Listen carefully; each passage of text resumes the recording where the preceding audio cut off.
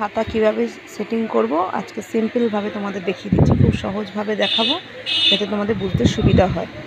হাতাটাকে আগে সেলাই করে নিয়েছি, জামাটা এই যে সেটিং করা রয়েছে দেখতে পাচ্ছ, এটাকে আমি উল্টে নেব। এই হাতাটা নাইটি বলছি, কুর্তির হাতাটা এটা এই যে তোমার এইখানে হাতাটার ভেতরে ঢুকিয়ে নেবে, দিয়ে অনেকের হাতার এই জায়গাটা সেটিং হয় না, নিচের কোনাটা, তাই জন্য বলছি এটা সবার ক্ষেত্রে সুবিধা হবে। এই মাঝ বরাবর করে নেবে নাইটির হাতাটা, করে নিলে এই মাঝ বরাবর কাঁধের পুটে পুটে মিলালে তাহলে দুই পাশে সমানভাবে মিশবে।